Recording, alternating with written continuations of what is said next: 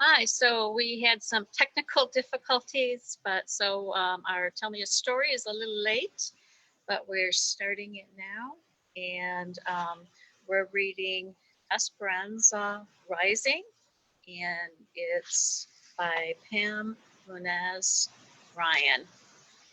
And what has happened is Esperanza's father has been killed. Her uncles are attempting to, and looks like they will be successful in taking over their really large farm. It's a farm, more of a, sounds like a plantation kind of a thing in Mexico. Her uncles have asked Esperanza's mother to marry one of them, and he knows that he would be successful in his political career if she agrees to marry him. And she has not chosen to do that. And all of a sudden, there's a big fire in the house. They're able to, Esperanza and Abuelita and her mom are able to escape, but they realize that things are going to be very tough for them if they choose to continue to live in Mexico.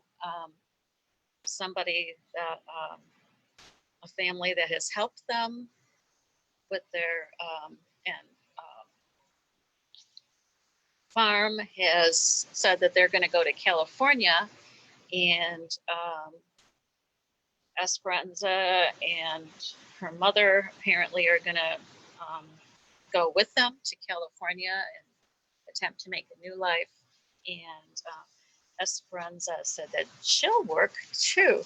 And they laugh. She's been the daughter of a wealthy family and has had servants. And it would be quite a different kind of life than what she's used to this on her 14th birthday. The next day, Abuelito's sisters came for her in a wagon. The nuns, dressed in their black and white habits, gently lifted Abuelito into the back.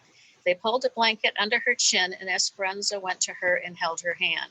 She remembered the night that Alfonso and Miguel brought Papa home in the wagon. How long ago was that? She knew that had been only a few weeks, but it seemed like many lifetimes ago. Esperanza tenderly hugged and kissed Abuelito.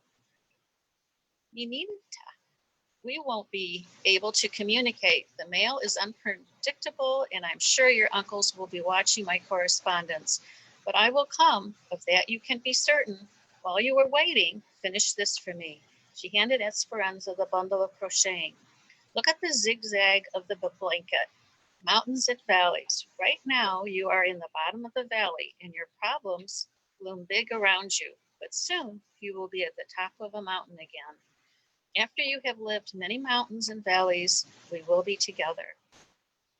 Through our tears, Esperanza said, please get well. Please come to us. I promise, and I promise you to take care of Mama for me. And you promised to take care of Mama for me. Next, it was Mama's turn. Esperanza could not watch. She buried her head in Hortensia's shoulder until she heard the wagon pulling away. Then she went to Mama and put her arms around her. They watched the wagon disappear down the path until it was a speck in the distance, until even the dusk was gone. That's when Esperanza noticed the old trunk with the leather straps that the nuns had left. What is in the trunk? She asked. Our papers to travel and clothes from the poor box at the convent. The poor box? People donate them, said Mama, for others who can't afford to buy their own. Mama, at a time like this, must we worry about some poor family who needs clothes? Esperanza, said Mama, we have little money, and Hortensia, Alfonso, and Miguel are no longer our servants.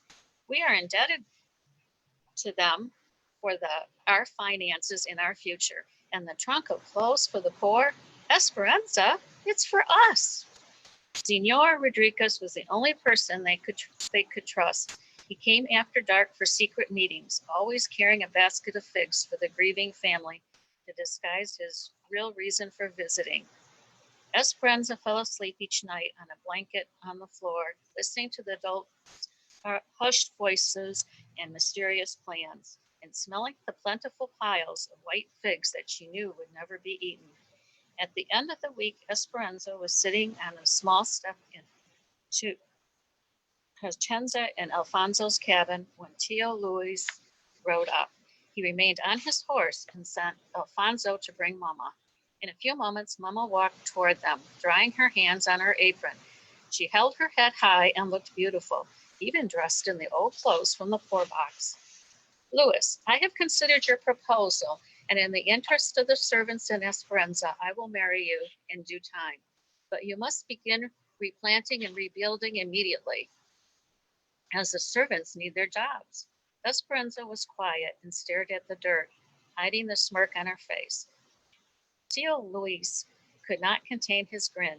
He sat up straight. I knew you would come to your senses, Ramona. I will announce the engagement at once. Mama nodded, almost bowing. One more thing, she said. We will need a wagon to visit Abuelito. She is at the convent in La Purísima. I must see to her every few weeks. I will send one over this afternoon, said Tio Luis, smiling. A new one. And those clothes, Ramona, they are not fitting for a woman of your stature. And Esperanza looks like a waif. I will send a dressmaker next week with new fabrics. In the nicest way possible, Esperanza looked up and said, Thank you, Tio Luis. I am happy that you will be taking care of us. Yes, of course, he said, not even glancing at her.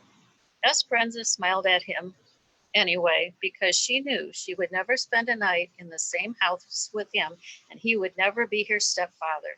She almost wished she would be able to see his face when he realized that they had escaped. He wouldn't be grinning like a proud rooster then. The night before the dressmaker was scheduled to come, and Mama woke Esperanza in the middle of the night, and they left with only what they could carry. Esperanza held a valise filled with clothes, a small package of tamales, and her doll from Papa. She and Mama and Artanja were wrapped in dark shawls to blend in with the night. They could not take a chance of walking on the roads, so Miguel and Alfonso led them through the grape rows, weaving across Papa's land toward the Rodriguez farm. There was enough moonlight so that they could see the outlines of the twisted and charred trunks, the burnt out vines rolling in parallel lines toward the mountains. It looked as if someone had taken a giant comb, dipped it in black paint, and gently swirled it across a huge canvas. They reached the fig orchard that separated Papa's land from Senor Rodriguez. Alfonso, Hortensia, and Miguel walked ahead, but Esperanza held back and pulled on Mama's hand to keep her there for a moment. They turned to look at what used to be El Rancho de la Rosa in the distance. Sadness and anger tangled in Esperanza's stomach as she thought of all that she was leaving, her friends in her school, her life as it once was, Abuelito and Papa. She felt as though she was leaving him too. As if reading her mind, Mama said, Papa's heart will find us wherever we go. Then Mama took a determined breath and headed toward the sprawling trees. Esperanza followed, but hesitated every few steps, looking back. She hated leaving, but how could she stay? With each stride, Papa's land became smaller and smaller. She hurried after Mama, knowing that she might never come back to her home again, and her heart filled with venom for Tio Luis. When she turned around one last time, she could see nothing behind her but a trail of splattered figs she had resentfully smashed beneath her feet. La Goyabas. They emerged from the fig orchard and continued through a pear grove. When they came into a clearing, they saw Senor Rodriguez waiting with a lantern by the barn doors. They hurried inside. Pigeons fluttered in the rafters. Their wagon was waiting, surrounded by crates of green guavas. Did Marisol come? Asked Esperanza, her eyes searching the barn. I could tell no one but about your departure, said Senora Rodriguez. When the time is right, I will tell her that you looked for her and said goodbye. Now we must hurry. You need the protection of darkness.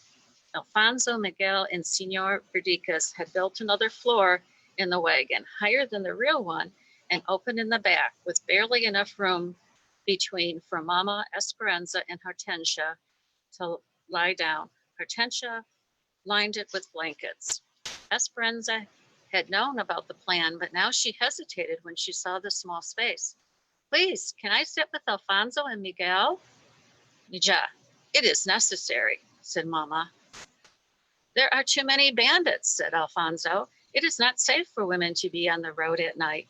Besides, your uncles have many spies, remember? That is why we must take the wagon to Zacatecas and catch the train there instead of from Aguascalientes. Luis has bragged about the engagement to everyone, said Hortensia. Think how angry he will be when he discovers you have gone. We cannot take the chance of you being seen. Mama and Hortensia said grateful goodbyes to Senor Rodriguez. They slid beneath the floors of the wagon.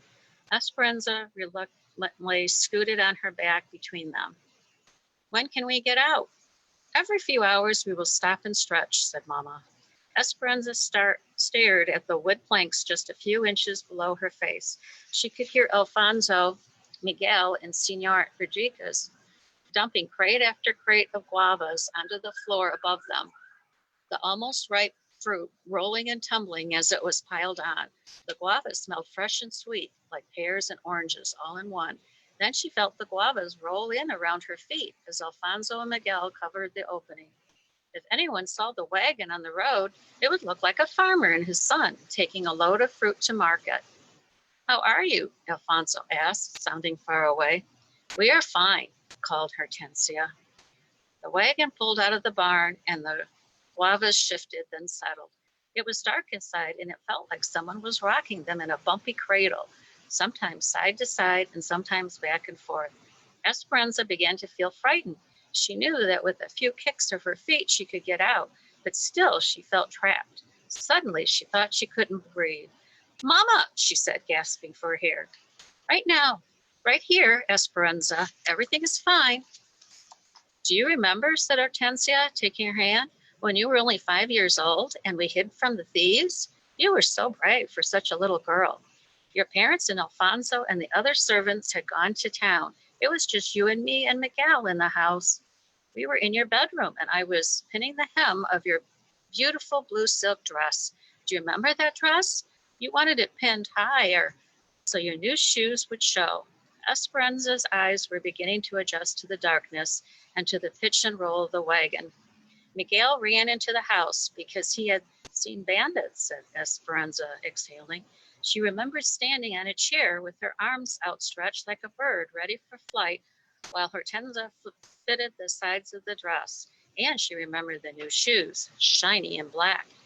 Yes, said Hortensia. I looked out the window to see 6 men, their faces covered with handkerchiefs, and they all held rifles. They were renegades who thought they had permission to steal from the rich and give to the poor. But they didn't always give to the poor, and they sometimes killed innocent people. We hid under the bed, said Esperanza, and we pulled down the bed covers so they couldn't see us. She remembered staring straight up at the bedboards, much like the boards enclosing them in the wagon now. She took another long breath. What we didn't know was that Miguel had a big field mouse in his pocket, said Hortensia. Yes, and he was going to scare me with it, said Esperanza. The wagon creaked and swayed. They could hear Alfonso and Miguel murmuring above them. The persistent smell of the guavas filled their noses. Esperanza relaxed a little. Hortensia continued. The men came into the house, and we could hear them opening cupboards and stealing the silver. Then we heard them climb the stairs. 2 men came into the bedroom, and we saw their big boots through a crack in the bed cover, but we didn't say a word until a pin poked me, and I moved my leg and made a noise. I was so frightened they would find us, said Hortensia. But Miguel pushed the mouse out from under the bed and it ran around the room. The men were startled but started laughing. And then one of them said, "It is just a rotan. We've got plenty. Let's go." And they laughed, says Esperanza. Mama said, "They took almost all the silver, but Papa and I only cared that all of you were safe. Do you remember how Papa said that Miguel was very smart and brave and asked him what he wanted for protecting you, his most prized possession?" Esperanza remembered. Miguel wanted to go on a train ride. Atenza started to hum softly, and Mama held Esperanza's hand. Miguel's reward, that day-long train ride to Zacatecas, seemed like yesterday. Miguel had been 8 and Esperanza had been 5. She wore the beautiful blue silk dress and could still see Miguel standing at the station, wearing a bow tie and practically shining as if Hortensia had cleaned and starched his entire body. Even his hair was slicked down smooth and his eyes gleamed with excitement. He was mesmerized by the locomotive, watching it slowly pull in. Esperanza had been excited too. When the train arrived, all sputtering and blustery, porters had hurried to escort them, showing them the way to their car. Papa took her hand and Miguel's, and they boarded, waving goodbye to Alfonso and Hortensia. The compartment had seats of soft leather, and she and Miguel had bounced happily upon them. Later, they ate in the dining car at little tables covered in white linen and set with silver and crystal. When the waiter came and asked if there was anything he could bring them, Esperanza said, "Yes, please, bring lunch now." The men and women dressed in their hats and fancy clothes smiled and chuckled at what must have looked like a doting father and 2 privileged children. When they arrived in Zacatecas, a woman wrapped in a colorful rejosa, a blanket shawl, boarded the train selling mangoes on a stick. The mangoes were peeled and carved to look like exotic flowers. Papa bought one for each of them. On the return home, she and Miguel, with their noses pressed against the window and their hands still sticky from the fresh mango, had waved to every person they saw. The wagon jostled them now as they hit a hole in the road. Esperanza wished she could get to Zacatecas as fast as she had that day on the train, instead of traveling on back roads hidden in a slow wagon. But this time, she was buried beneath a mountain of guavas and could not wave to anyone. There was no comfort, and there was no Papa. Esperanza stood at the station in Zacatecas, tugging at the second-hand dress. It didn't fit properly and was the most awful yellow. And even though they had been out of the wagon for some hours, she still smelled like guavas. It had taken them 2 days to arrive in Zacatecas, but finally that morning they left the wagon hidden in a thick of shrubs and trees and walked into town. After the discomfort of the wagon, she was looking forward to the train. The locomotive arrived, pulling a line of cars and hissing and spewing steam, but they did not board the fancy car with the compartments and leather seats or the dining car with the white linens. Instead, Alfonso led them to a car with rows of wooden benches, like church pews, facing each other, already crowded with peasants. Trash littered the floor, and it reeked of rotting fruit and urine. A man with a small goat on his lap grinned at Esperanza, revealing no teeth. 3 barefoot children, 2 boys and a girl, crowded near their mother. Their legs were chalky with dust, their clothes were in tatters, and their hair was grimy. An old, frail beggar woman pushed by them to the back of the chair, clutching a picture of Our Lady of Guadalupe. Her hand was outstretched for alms. Esperanza had never been so close to so many peasants before. When she went to school, all of her friends were like her. When she went to town, she was escorted and hurried around any beggars, and the peasants always kept their distance. That was simply the way it was. She couldn't help but wonder if they would steal her things. "Mama," said Esperanza, stopping in the doorway, "we cannot travel in this car. It is not clean, and the people do not look trustworthy." Esperanza saw Miguel frown as he edged around her to sit down. Mama took her hand and guided her to an empty bench where Esperanza slid over next to the window. Papa would never have had us sit here, and Abuelita wouldn't approve, she said stubbornly. Maja, it is all we can afford, said Mama. We must make do. It is not easy for me either, but remember, we are going to a place that will be better than living with Tio Luis, and at least we will be together. The train pulled out and settled into a steady motion. Hortensia and Mama took out their crocheting. Mama was using a small hook and white